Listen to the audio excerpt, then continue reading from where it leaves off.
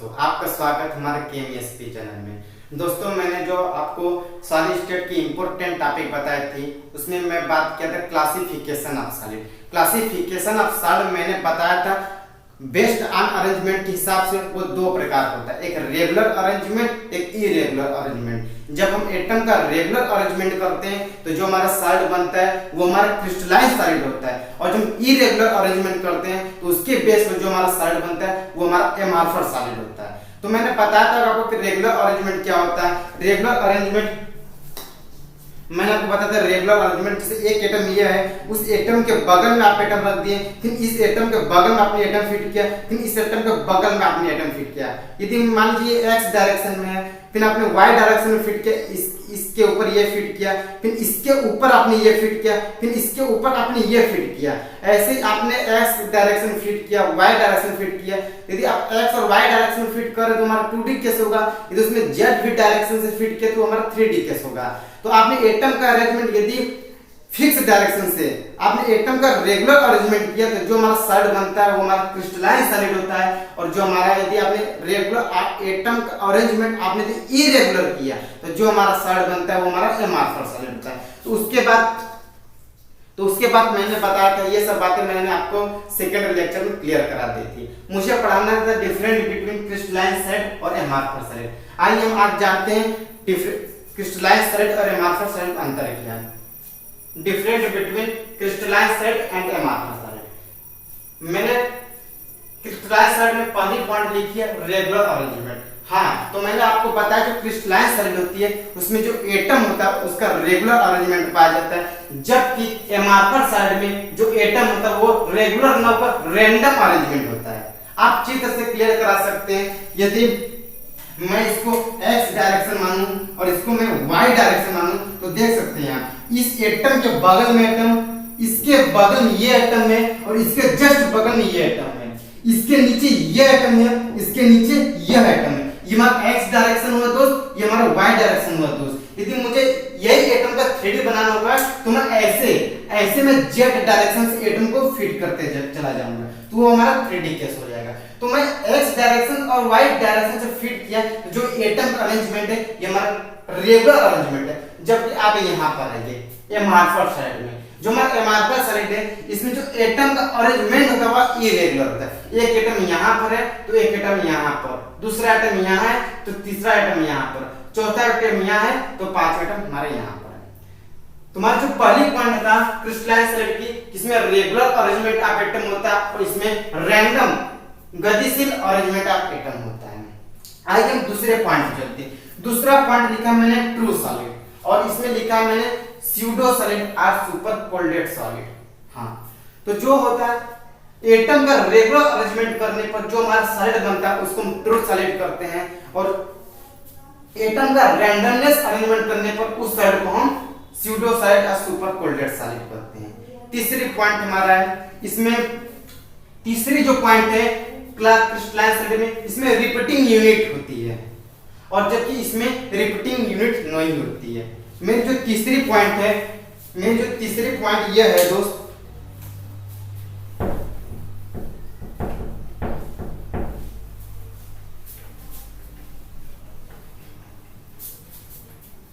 मेरी जो तीसरी पॉइंट है, मैंने कहा इसमें रिपीटिंग यूनिट होती है,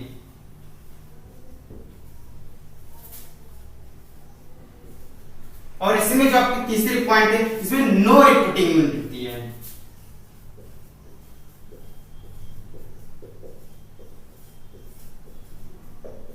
आइए हम जाने रिपीटिंग यूनिट क्या होता है और नॉन रिपीटिंग यूनिट क्या होता है। ध्यान से आप देखिए, यदि इस एटम का सेंटर यहाँ पर है, इस एटम का सेंटर यहाँ पर है, इस एटम का सेंटर यहाँ पर है, और इस एटम का सेंटर यहाँ पर, तो इस चारों सेंटर को मैं मिलाऊंगा तो स्क्वायर बनेगा। इस चारों इसमें एटम यदि मैं सेंटर को मिलाऊं तो मेरा स्क्वायर बनेगा, ये क्लियर है। अब दूसरी पॉइंट यहाँ देखिए, इसके बगल में एक एटम यहाँ पर है तो इसका सेंटर यहाँ पर होगा, इसके बगल में एक एटम यहाँ, इसका सेंटर यहाँ पर। यदि मैं इसको मिलाऊं तो ये भी एक स्क्वायर होगा, नहीं होगा। इसके बगल में एटम, इसका सेंटर यहाँ पर होगा, इसके बगल में एटम, इसका सेंटर यहाँ पर, इसको मैं मिलाऊं तो ये भी स्क्वायर बनेगा, नहीं बनेगा। तो ये जो हमारा है ये एक स्क्वायर है, ये एक यूनिट है, तो इसके ये जो स्क्वायर यूनिट है इसके बगल में भी एक स्क्वायर यूनिट वर्क नहीं हुआ, इसके बगल में भी स्क्वायर यूनिट वर्क नहीं हुआ। यदि मैं इसके नीचे बात करूं तो ये भी हमारा एक स्क्वायर बना कि नहीं बना, तो ये भी हमारा एक स्क्वायर एक यूनिट वर्क नहीं हुआ। तो इसी बेस पर मैं क्रिस्टलाइन सॉलिड जो मैं तीसरा आपको डिफरेंट बताया, इसमें रिपीटिंग यूनिट होती है और इसमें कोई रिपीटिंग यूनिट नहीं होती है। आइए हम चौथे डिफरेंट की बात करते हैं। जो आपका चौथा डिफरेंट है वो है इसकी जो मेल्टिंग पॉइंट होती है शार्प मेल्टिंग पॉइंट होती है, और इसकी मेल्टिंग पॉइंट होती है एक रेंज में होती है। मैंने बोला कि जो आपका क्रिस्टलाइन सॉलिड है उसमें शार्प मेल्टिंग पॉइंट होती है और एमार्फस सॉलिड में जो होता है वो आपका रेंज मेल्टिंग पॉइंट होता है। मैं आपको क्लियर करा देता हूँ शार्प मेल्टिंग पॉइंट क्या होता है और रेंज मेल्टिंग पॉइंट क्या होता है, समझिए मेरी बात को।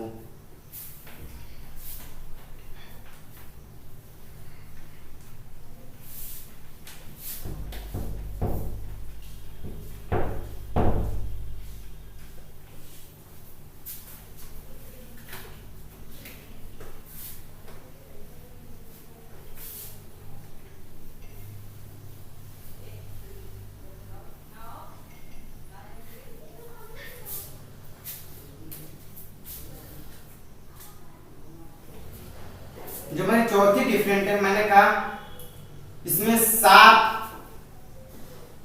मेल्टिंग पॉइंट होती है, इसमें रेंज मेल्टिंग पॉइंट होती है।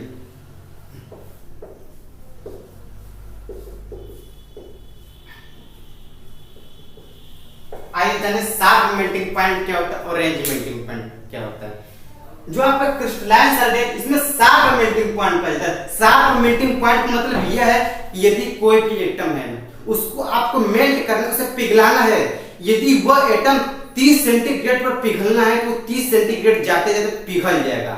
मतलब यदि कोई भी एटम है उसका वह मेल्टिंग पॉइंट, वह टेंपरेचर एकदम फिक्स टेंपरेचर का जिस पर जाते जाते वो पिघल जाएगा।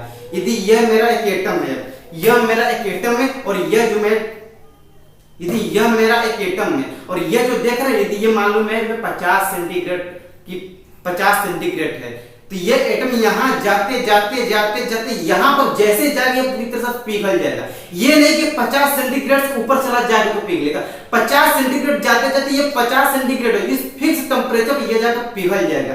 तो मैंने क्या बताया कि जो आपका क्रिस्टलाइन सॉलिड होता है इसमें शार्प मेल्टिंग पॉइंट होता है, जबकि आपका एमार्फस सॉलिड एक रेंज मेल्टिंग पॉइंट होता है। यदि कोई एटम इसमें वो 50 सेंटीग्रेड पर जाकर यदि पिघलना हो तो जाकर पिघल जाएगा, लेकिन इसमें इस एटम का रेंज होता है, मतलब 50 सेंटीग्रेड से लेके 60 सेंटीग्रेड, मतलब हो सकता है 50 से ऊपर 60 के बीच में पिघले, हो सकता है ये 55 में पिघल जाए, हो सकता है ये आपका 59 पिघल जाए, हो सकता है ये आपका 52 में पिघल जाए। तो आपकी जो चौथी डिफरेंट थी क्रिस्टलाइन सॉलिड की, इसमें शार्प मेल्टिंग पॉइंट पाया जाता है और एमार्फस सॉलिड में रेंज मेल्टिंग पॉइंट होता है। आइए अगला डिफरेंट चलते हैं हम लोग।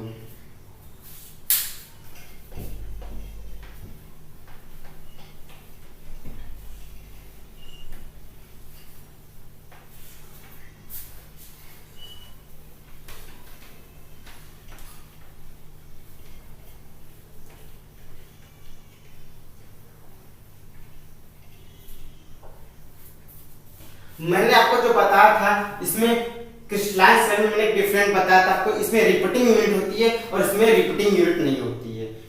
तो आपकी जो पांचवा डिफरेंट होती है, जो रिपीटिंग यूनिट होती है वही हमारी यूनिट सेल होती है। Smallest repeating unit is called unit cell, और इसमें कोई भी यूनिट सेल नहीं पाया जाता। मतलब जो हमारी पांचवी डिफरेंट है क्रिस्टलाइन सॉलिड में यूनिट सेल पाया जाता है और इसमें आपका नो यूनिट सेल।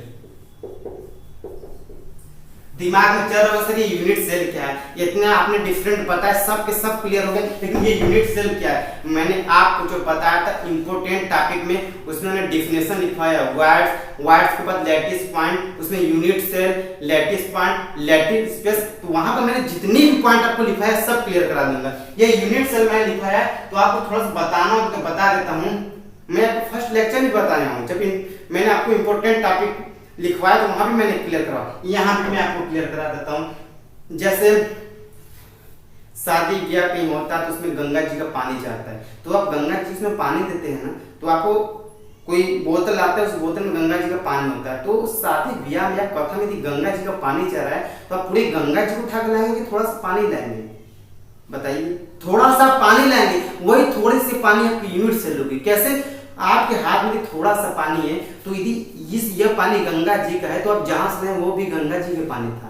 यदि यह पानी आपका इस पानी का कलरलेस है, तो वो जहां से आप पानी लेते हो वो भी आपका कलरलेस होगा। यदि इस पानी का स्वाद मीठा है तो जहां से आप लाते हो उस पानी का स्वाद मीठा है। मतलब कि जो उसका एक छोटा से छोटा पार्ट जो उसकी मैक्सिमम प्रॉपर्टी बता देता है, वही हमारी यूनिट सेल होता है। जैसे पूरी रूम में बॉल है, पूरी रूम में बॉल है, मैं उस रूम में गया एक बॉल ला लिया, तो ये हमारा क्या होगी? यूनिट सेल होगी। मैं इस बॉल को देख कर बता सकूं यदि ये बॉल पिंक कलर का है तो मैं जहां से पूरी बॉल उठाया तो वहां भी वो पिंक कलर का होगा। यदि ये बॉल स्क्वायर है, गोला है, उस रूम के अंदर पूरी बॉल क्या होगी? गोला होगी। तो ये हमारा बॉल क्या होगा? एक प्रकार का यूनिट सेल होगा। इसी प्रकार जो हमारा क्रिस्टलाइन सॉलिड होता है उसमें यूनिट सेल पाया जाता है, जबकि अमार्फस सॉलिड में कोई भी यूनिट सेल नहीं पाया जाता।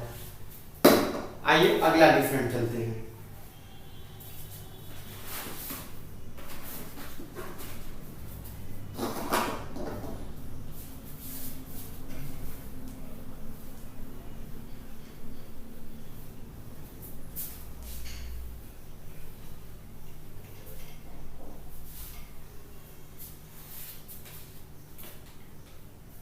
जो क्रिस्टलाइन सॉलिड होता है इसका आप शेप हुआ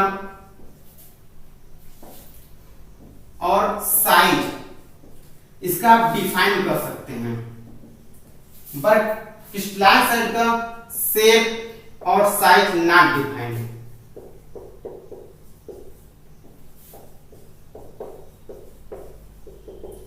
मैंने आपको बताया अगला डिफरेंट क्रिस्टलाइन सॉलिड का, जो भी आपका कोई भी क्रिस्टलाइन सॉलिड है, आपने कोई भी यूनिट सेल लिया, आप किसी भी सॉलिड की स्टडी करेंगे तो आप उस यूनिट सेल पर करेंगे, तो आप उस यूनिट सेल की शेप और साइज डिफाइन कर सकते हैं, जबकि इसका शेप और साइज डिफाइन नहीं कर सकते।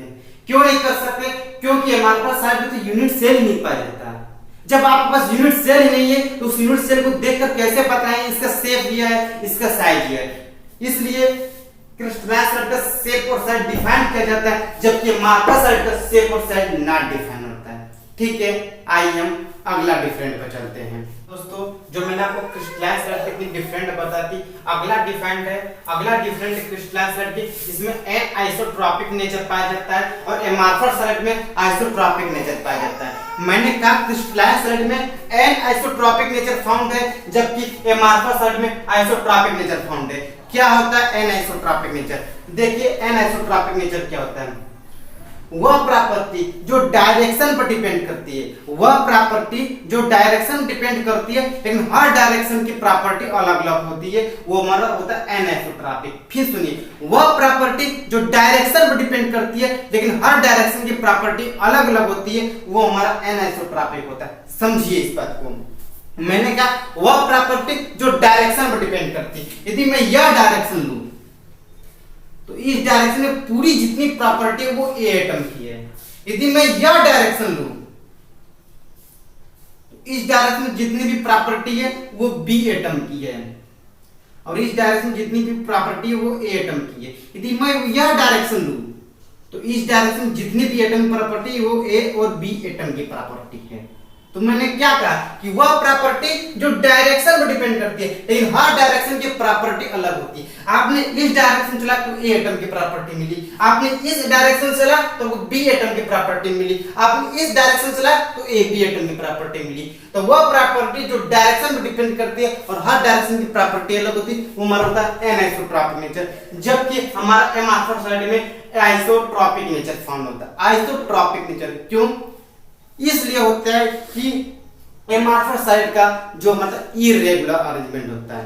तो यदि मैं ऐसे आया, यहां से मैंने यहां से चलना किया, यहां पर ए है, ए के बाद उसमें मेरा ए, यहाँ ए के ऊपर मेरा बी है, हो सकता है मेरा ए है, इसके ऊपर यहाँ बी बैठा था, यहाँ पर ए था, ये तुम्हारा क्या है? इरेगुलर है। किसी तरह हो सकता है ए यहाँ पर आ जाए, तो उस केस में हमारा क्या होता है? अमार्फस जो आइसोट्रॉपिक नेचर होता है। इसका मेन रीजन यही होता है क्योंकि इसमें इरेगुलर अरेंजमेंट होता है। जबकि इसका रेगुलर अरेंजमेंट होता है। ए के बाद बी बैठा है, देखिए A B A B A B A B B A B A B A B सब क्या है, ए बी चल रहा है एकदम। हमारा क्रिस्टलाइन जो है हमारा एन आइसोट्रोपिक नेचर पाया जाता है, जबकि एमार्फस साइड में आइसोट्रोपिक नेचर पाया जाता है। दूसरी पॉइंट क्या है, दूसरी पॉइंट मेरा क्रिस्टलाइन साइड के डिफरेंट की, इसमें cutting plane and smooth surface. Crystalline side को कट करने पे जो हमारा प्लेन होता है वो प्लेन होता है और स्मूथ सरफेस होता है, जबकि एमार्फस साइड में को कट करने पर कोई भी प्लेन नहीं मिलता, ना ही कोई स्मूथ सरफेस होता है। मैंने बताया क्रिस्टलाइन साइड है उसको कट करने पर बीच से जब काटेंगे तो जो कटेगा तो हमारा प्लेन होगा और स्मूथ सरफेस होगा। समझिए इस बात को।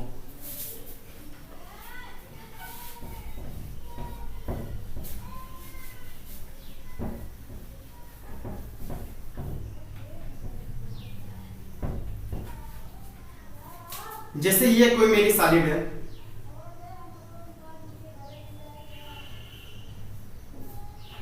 आपने बीच से काटा, आपने जब बीच से काटा तो इस प्रकार हो जाएगी।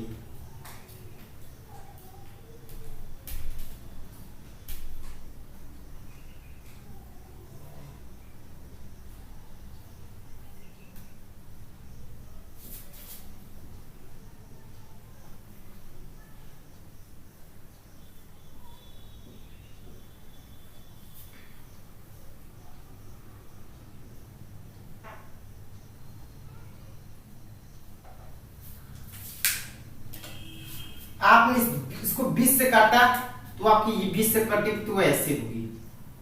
ध्यान से देख के की तरफ समझिए।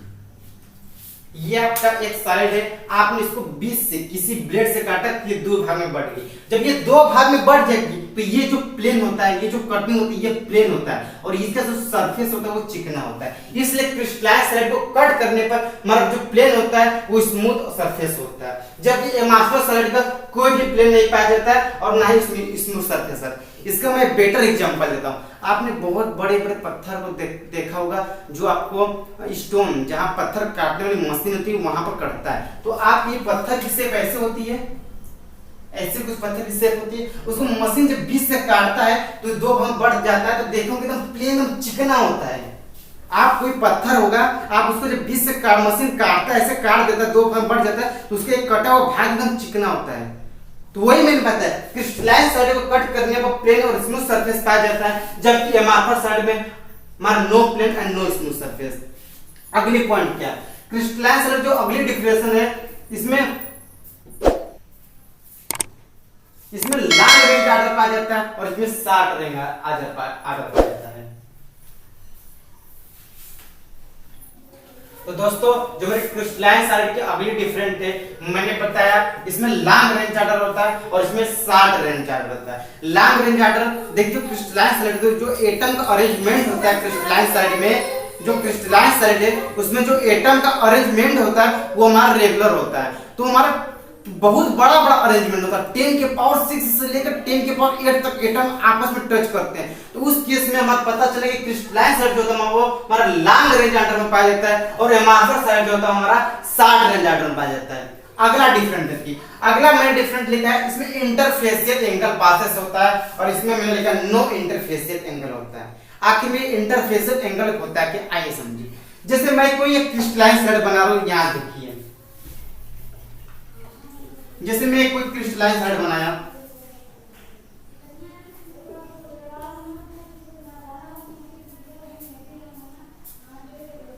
तो इसके रिस्पेक्ट में एक एंगल होगा जिसको मैंने अल्फा मान लिया, इसके रिस्पेक्ट में एक एंगल होगा जिसको मैंने बीटा मान लिया, इसके रिस्पेक्ट में जो एंगल होगा उसको मैंने गामा मान लिया। जैसे आप जिस रूम में बैठ के पढ़ रहे हैं उसका जो कार्नर होगा, जमीन का जो कार्नर होगा, उसके रिस्पेक्ट में एक अल्फा एंगल होगा, उसके रिस्पेक्ट में बीटा और एक नीचे से जो होगा सरफेस वो गामा होगा। आप जिस रूम में बैठ के पढ़ रहे हैं वहां से इमेजिन करिए आपको 3 एंगल मिलेगा, एक कार्नर पर आपको 3 एंगल मिलेगा। ये भी तो आपका एक कार्नर है, इसके रिस्पेक्ट में एक कार्नर पर आपका 3 एंगल जो होता है पास करता है, 3 एंगल पास करता है। तो मैंने क्या बताया, क्रिस्टलाइन साइड में बताया मैं उसमें मुझे इंटरफेसियल एंगल पासेस होता है, जबकि एमार्फस साइड में इंटरफेसियल एंगल पासेस नहीं मिलता। आखिर क्यों पास मिलता है, एक ही रीजन, इसका जो अरेंजमेंट होता है वो इरेगुलर अरेंजमेंट होता है। अब बात आती है इसमें क्रिस्टलाइन सॉलिड में हमारा सिमेट्री प्रोसेस होता है, जबकि अमॉर्फस सॉलिड में सिमेट्री प्रोसेस नहीं होता है। अब बात आती है सिमेट्री क्या होता है सर, इसमें आपने बताया क्रिस्टलाइन सॉलिड में हमारा सिमेट्री प्रोसेस होती है, जबकि अमॉर्फस सॉलिड में सिमेट्री प्रोसेस नहीं होती। तो मैं आपको ये बता देता हूं कि जब ऑर्गेनिक पढ़ेंगे तो आपका एक जीओसी टॉपिक है। जीओसी टॉपिक में आपको जीओसी ने स्टीरियोकेमिस्ट्री, तो स्टीरियोकेमिस्ट्री का जो टॉपिक है उसमें आपको सिमेट्री के बारे में काफी डिटेल में पढ़ाया जाता है। तो इस मैंने क्रिस्टलाइन सॉलिड बताया आपको, इसमें सिमेट्री प्रोसेस होती है और इसमें सिमेट्री प्रोसेस नहीं होती। तो वो जो सिमेट्री का कॉन्सेप्ट है मैं आपको ऑर्गेनिक में जब मैं पढ़ाऊंगा स्टीरियोकेमिस्ट्री उसमें आपको अच्छे से क्लियर करा दूंगा। तो ठीक है दोस्तों, हमारी जितनी भी different between crystalline solid amorphous solid है, जितनी भी इंपॉर्टेंट डिफरेंट थी मैंने क्लियर कर लिया। अब जो अगला पॉइंट है वो हमें पढ़ना है वाइड्स मतलब रिक्तियां। ठीक है, धन्यवाद।